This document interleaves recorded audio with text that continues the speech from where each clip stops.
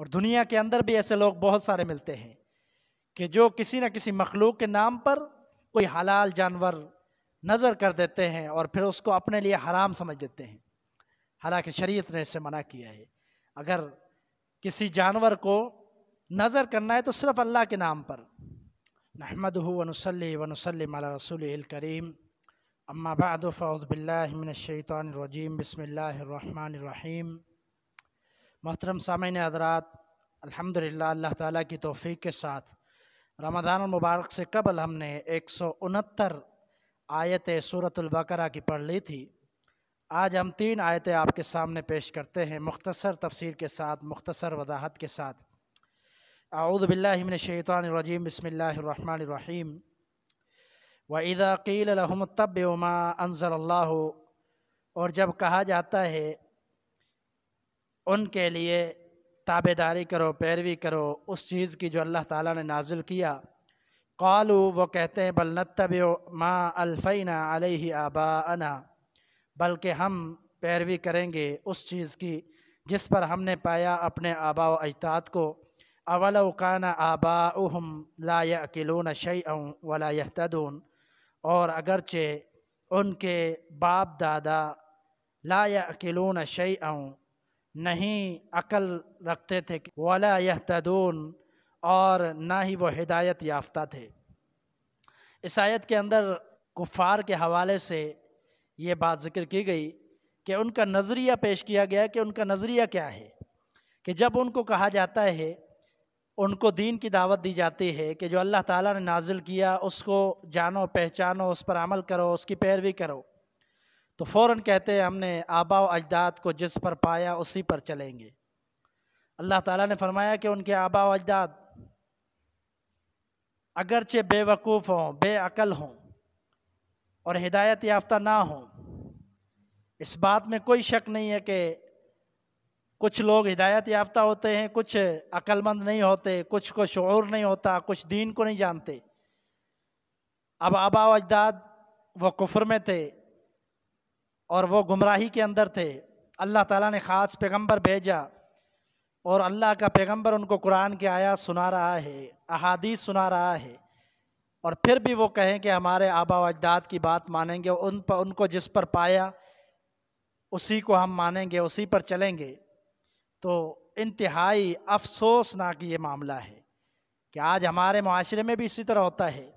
اگر کسی کو کہا جاتا ہے قرآن یہ کہتا ہے، حدیث یہ کہتی ہے، تو کہتا ہے کہ ہمارے والدین غلط تھے، کہ ہمارے آباء و اجداد غلط تھے۔ تو اس طرح کی باتیں کرنا یہ بے وقوفی کی باتیں ہیں۔ شریعت نے ہمیں کس چیز کا پابند کیا ہے؟ قرآن و حدیث کا۔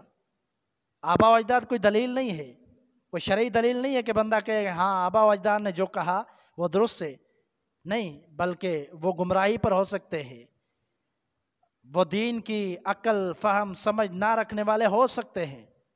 ضروری نہیں ہے کہ سارے ایسے ہوں، لیکن ایسا بھی ہو سکتا ہے، ممکن بات ہے کہ وہ گمراہی کے عالم میں دنیا سے چلے گئے اور آج ان کی اولاد انہی کی گمراہیوں پر عمل کر رہی ہے، وہ جو کہہ گئے وہی کر رہی ہے، جو ان کو دیکھا وہی کر رہی ہے۔ اس کی اللہ تعالیٰ نے اگلی آیت میں مثال بیان فرمائی۔ اللہ تعالیٰ فرماتے ہیں وَمَثَلُ الَّذِينَ كَفَرُوا، اور مثال کافروں کی، كَمَثَلِ الَّذِي يَنْعِقُ بِمَا لَا يَسْمَعُ إِلَّا دُعَاءً وَنِدَاءً، اس چرواہے کی طرح ہے جو جانوروں کو پکارتا ہے تو وہ جانور اس کی آواز سنتے ہیں، خالی آواز سنتے ہیں، لیکن سمجھتے نہیں ہے کہ کس وجہ سے ہمیں پکار رہا ہے، وجہ پتہ نہیں ہے، معاملے کا پتہ نہیں ہے، کیا مسئلہ ہے، کیا معاملہ ہے، کس وجہ سے پکار رہا ہے، بس وہ آواز سنتے ہیں۔ آواز سن کر وہ جانور بھی سمجھتے ہیں کہ ہمارا مالک ہمیں پکار رہا ہے، سمجھتے نہیں آواز کو۔ تو یہاں پر بھی یہی معاملہ ہے کہ جو ان کو دیکھا دیکھی عمل کرتے رہے، کبھی ان سے دلیل کا مطالبہ نہیں کیا، کبھی ان کو دلیل کو نہیں دیکھا، کبھی قرآن و حدیث کو نہیں دیکھا، بلکہ جو دیکھا وہی تقلید کرتے رہے، اور خود بھی وہ تو دنیا سے چلے گئے لیکن خود بھی اسی گمراہی کے اندر دنیا سے چلے گئے۔ تو یہاں پر لمحہ فکریہ ہے، غور کریں، سوچیں کہ اللہ تعالیٰ نے جانور کی مثال دی ہے اس شخص کے لیے کہ جو دلیل قرآن و سنت، کتاب و سنت، قرآن و حدیث کے مخالف عمل کرتا چلا جائے. قرآن و حدیث آ جائے پھر بھی آباء و اجداد کا حوالہ، قرآن و حدیث آ جائے فلاں کا حوالہ، فلاں کا حوالہ نہیں. جب قرآن و حدیث آ گئے تو پھر کسی چیز کا حوالہ نہیں چلنے والا، صرف اللہ اور اس کے رسول کی بات چلنی ہے. اور اگر ایسا کوئی کرتا ہے کہ اس کی مخالفت واضح طور پر کر دیتا ہے آباء و اجداد کی وجہ سے، تو اس کو جانور سے مشابہت دی گئی ہے کہ جانور کی طرح جب مالک پکارتا ہے بھاگتے جاتے ہیں، ان کو پتہ ہی نہیں ہے کیوں پکار رہا ہے. تو یہاں پر یہ معاملہ سمجھایا گیا اس مثال کے ذریعے.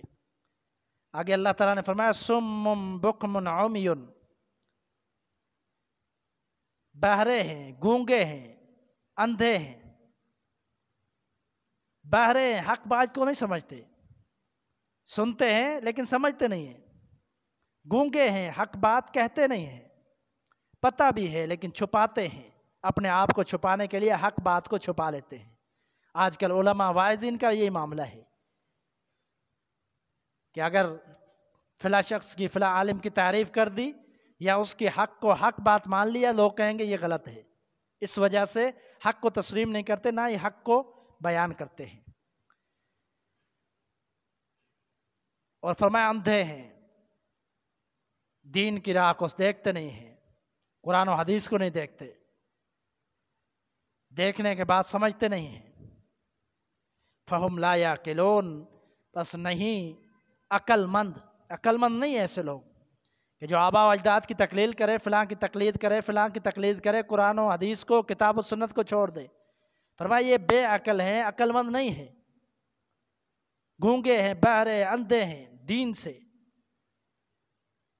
یہ مثال دے کر اللہ تعالیٰ نے پوری کائنات کے لیے یہ ایک سبق دے دیا کہ تمام انسانوں کو یہ بات سوچنی چاہیے کہ اللہ نے ایک پیغمبر مبعوث فرمایا، اس پیغمبر نے قرآن و حدیث کی تعلیم دی، اگر اس کے مطابق نہیں ہے تو پھر یہ گونگے، بہرے، اندھے ہیں، عقل مند نہیں ہے. لوگ بڑے خوش ہوتے ہیں فلاں کی ہم تقلید کرتے ہیں، فلاں کی تقلید کرتے ہیں، بڑے عقل مند ہیں، اور دلیلیں تراشتے ہیں اور تعویلات کرتے ہیں اور اپنے آپ کو عقل مند سمجھتے ہیں. لیکن ایسے لوگ عقل مند نہیں ہیں. جو دین کی مخالفت میں کام کرے، اللہ نے فرمایا وہ بے عقل ہے، عقل مند نہیں ہے. اگلی آیت میں اللہ تعالیٰ فرماتے ہیں یا ایھا الذین آمنوا کلوا من طیبات ما رزقناکم واشکروا للہ ان کنتم ایاہ تعبدون. اے ایمان والو، کھاؤ پاکیزہ رزق میں سے جو ہم نے تمہیں دیا، اور اللہ تعالیٰ کا شکر ادا کرو اگر تم اس کی عبادت کرتے ہو. خاص اللہ کی عبادت کرتے رہو، یہ اللہ تعالیٰ نے حکم دیا. قرآن مجید کے اندر بندہ جب سورۃ فاتحہ پڑھتا ہے تو یہ اقرار کرتا ہے کہ ہم خاص تیری عبادت کرتے ہیں. کلوا من طیبات ما رزقناکم، پاکیزہ رزق کھاؤ، حلال رزق کھاؤ،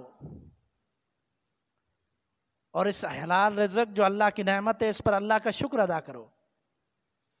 یہاں سے ایک بات تو یہ مراد ہے کہ جو بھی حلال ہے وہ کھانا ہے، جو حرام ہے اس سے منع ہونا ہے، بچنا ہے. اور یہاں سے ان کفار کو بھی تنبیہ کی گئی ہے کہ جو کفار حلال جانوروں کو بتوں کے نام پر کر دیتے تھے، مخصوص کر دیتے تھے بتوں کے لیے، اور خود نہیں کھاتے تھے ان سے، جو کہ غیر اللہ میں شمار ہوتا ہے کہ غیر اللہ کے نام پر نظر کر دینا. آج مسلم امہ کا بھی یہی حال ہے. بہت سارا طبقہ ہمارے اس بر صغیر میں ملتا ہے، اور دنیا کے اندر بھی ایسے لوگ بہت سارے ملتے ہیں کہ جو کسی نہ کسی مخلوق کے نام پر کوئی حلال جانور نظر کر دیتے ہیں اور پھر اس کو اپنے لیے حرام سمجھ دیتے ہیں، حالانکہ شریعت نے اسے منع کیا ہے. اگر کسی جانور کو نظر کرنا ہے تو صرف اللہ کے نام پر، تو اپنے لیے حرام نہیں سمجھنا جو حلال ہے. یہ تنبیہ کی گئی ہے. اور ایک اور مقام پر اللہ تعالیٰ نے تمام انبیاء سے یہ فرمایا کہ اے میرے پیغمبرو، تم سارے کے سارے حلال کھاؤ. اور یہ بات ذہن نشین ہونی چاہیے کہ جو بندہ حلال نہیں کھاتا، رزق حلال نہیں کھاتا، حلال چیز نہیں کھاتا، حرام کی طرف اس کا رجحان ہے، تو ایسے بندے کی عبادات بھی قبول نہیں ہے. اس کے بے شمار دلائل بھی ملتے ہیں. اللہ تعالیٰ ہم سب کو ان 3 آیات کو صحیح معنی میں سمجھ کر عمل پیرا ہونے کی توفیق عطا فرمائے۔ وما علینا الا البلاغ المبین۔